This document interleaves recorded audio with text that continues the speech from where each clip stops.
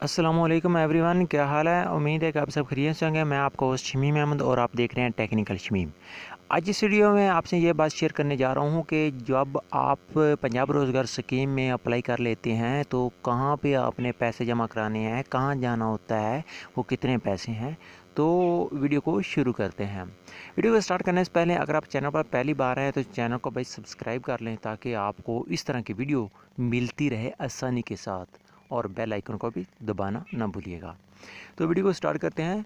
भाई आप लोगों ने जब पंजाब रोज़गार स्कीम में कर्ज़े के लिए आप अप्लाई कर लेते हैं तो आप लोगों को पंजाब बैंक जो भी आपके इलाके के करीब तरीन है वहाँ आपने जाना है, और आपको जो मैसेज आता है लास्ट में अप्लाई करने के बाद कि ये आपका एप्लीकेशन नंबर है, आप ये एप्लीकेशन नंबर लेकर किसी भी करीबी पंजाब बैंक जो होगा, नेशनल बैंक ऑफ पंजाब की तरफ आप जाना है और वहाँ 2000 रुपये आपने वो जमा कराना है, और वो एप्लीकेशन नंबर भी आपने दिखाना है। अगर आप 2000 रुपये नहीं देते उनको तो वो आपकी एप्लीकेशन पेंडिंग में पड़ जाएगी।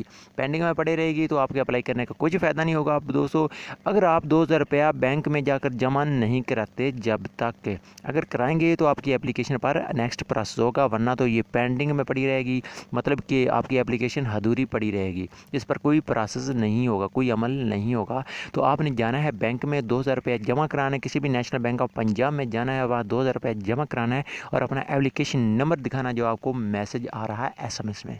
ठीक है।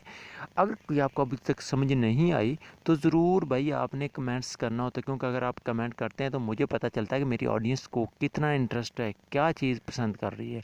तो आई होप कि आपको हमारी ये वीडियो पसंद आई होगी। अगर वीडियो पसंद आई तो इसको ज़रूर से लाइक कर देना दोस्त, वीडियो को लाइक कर देना, चैनल को सब्सक्राइब कर देना और एक अच्छा सा भाई के लिए कमेंट्स कर देना।